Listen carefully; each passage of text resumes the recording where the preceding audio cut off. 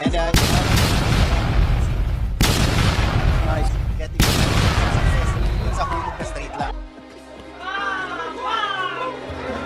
Sa lakas ng suntok ng Pinoy, muntik nang mabulag ang kalaban.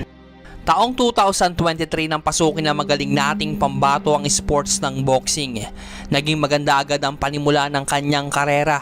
Kaya naman taong 2024 ng January ay napalaban agad ang ating pambato na nagmula pa sa probinsya ng General Santos City na si Lawrence Biasong. Kontra sa Japanese fighter na umuukit na rin sa larangan ng boxing na nagngangalang Kyota Watanabe. Ginanap po ang laban nila sa Nostar Resort and Casino Cebu. Ating tunghayan mga idol ang laban ng nagsisimula pa lamang sa sports ang suntukan na si Lawrence Biasong. Pero bago yan mga idol, pakisuportahan natin ang nag-organisa ng Omega Sports dahil sa kanila ay napapanood natin ang mga latest fight ng ating mga paboritong Pinoy boxer. Maraming salamat. Dito po mga idol ay naka black gloves po ang ating pambato na si Lawrence, samantalang yung Japanese fighter ay naka red gloves mga idol. Yung matangkad po yung Hapon mga idol.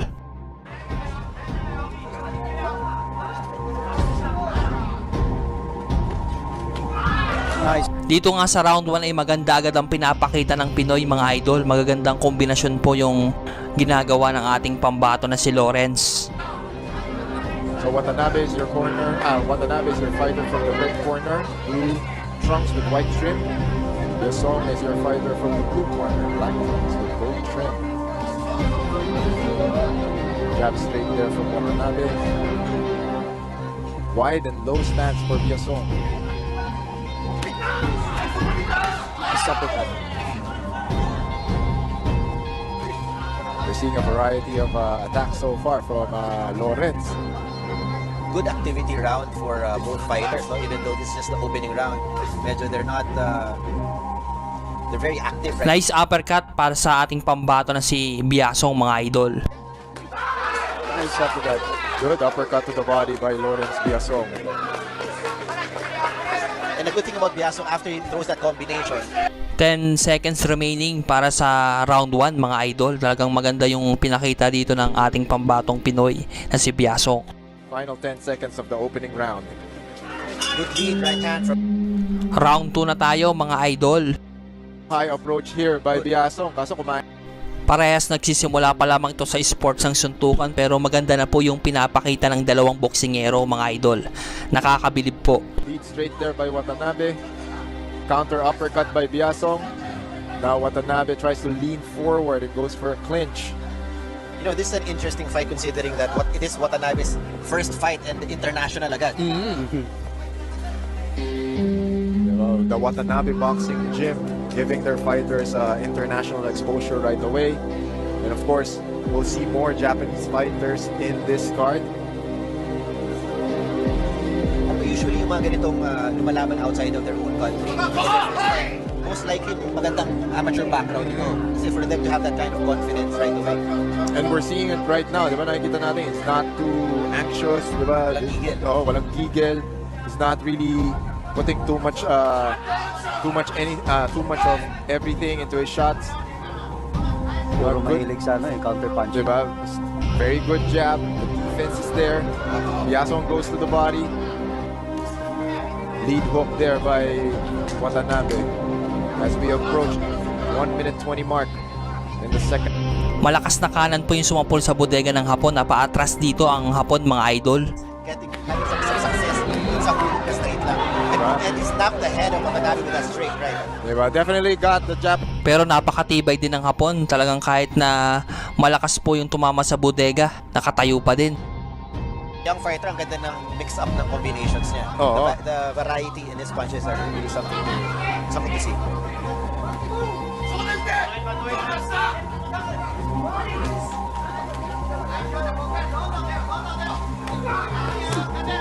Now Watanabe goes to the body. Goes for a hook to the body and a hook to the head.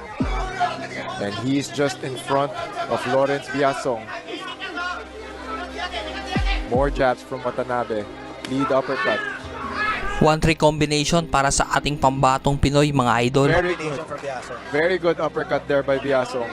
Kasi Watanabe is coming to Biasong in a straight line once again, no? Without any lateral movement and change in momentum.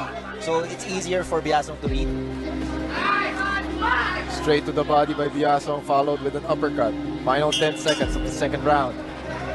Round 3 na tayo mga idol, at kung hanggang ngayon ay hindi ka pa rin nakakapag-like mga idol, i-like mo na at pindutin mo na rin yung notification bell, yung subscribe button dyan para lagi kang updated sa mundo ng boxing mga idol. Salamat po at mabuhay po kayo.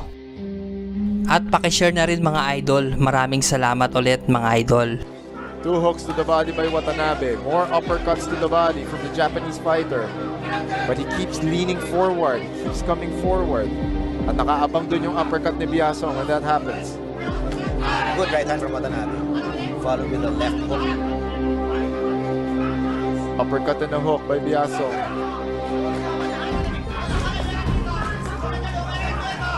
Nakakatama sa bodega ang Hapon mga idol. Talagang mapapahanga ka rin sa Japanese fighter mga idol. Good exchange so far. Oo. Maganda yung push and a punch. Yung pag-lean push sabay combinations from Biasong. Magkakasalubog ko dito. Oo. This is one of the more competitive rounds, no? Dito sa laban na to compared to the first one. And a good way to open the main cards for Kumbati 16. That's right. But Biasong is taking it well, yung body shots ni Watanabe. But again, meron niyang, it will earn dividends later on, no? Yung mga ganyang body shots. Hindi man ngayon, pero later, mararamdaman niya. Good combination. Watanabe needs to stay out of that corner if he wants to stop getting hit. And But taking Biasong damage. is doing a good job by cutting him off and leaning forward. Kanina yun yung diskarte ni Watanabe. He was the person leaning on his opponent. Now, Biasong is like returning the favor. So pabalik siya uli. Salubong uli ng jab. Good body shot. And Watanabe returns to Good body shot para sa ating pambaton si Biason. Talagang hindi man mararamdaman ng Hapon yung suntok ng Pinoy sa bodega, maya maya pagkatapos ng laban mararamdaman niya yung sakit na dinulot ni Biasong. He just goes back to his jab. Good hook to the body by both fighters.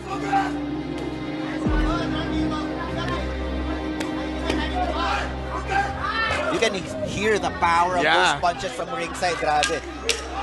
Good sneaky uppercut to the head there by Biasong. A little wild there for Round 4 na tayo mga idol. And our boxers are getting busy. More exchanges to the body. mukhang ayaw nilang itiwala sa judges Oo. yung fate ng laban na to. Nakatapang. Oo.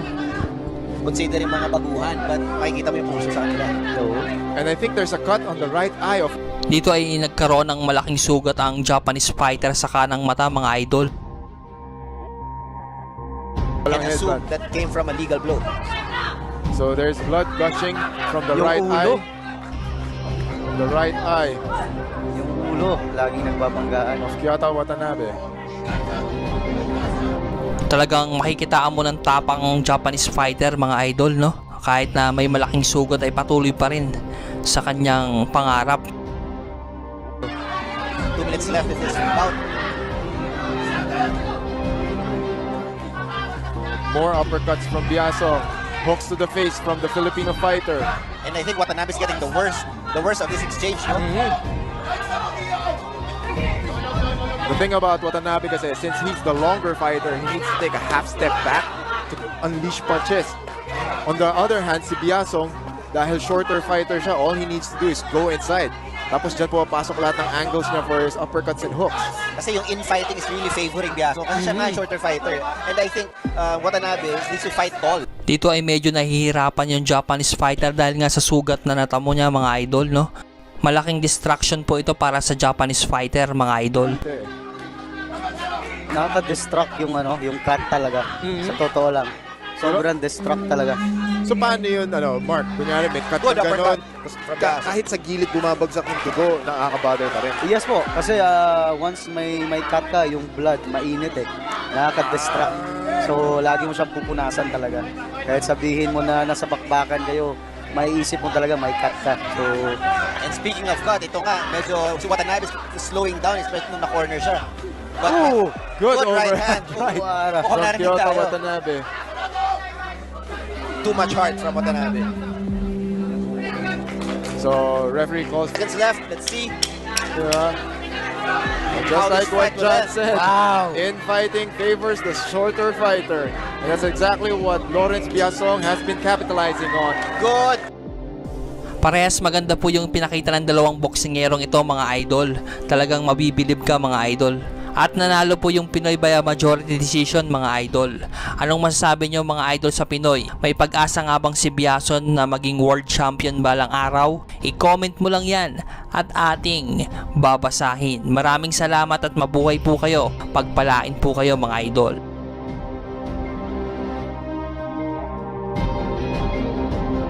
Maraming salamat mga idol dahil hanggang dulo ay nanonood pa rin po kayo.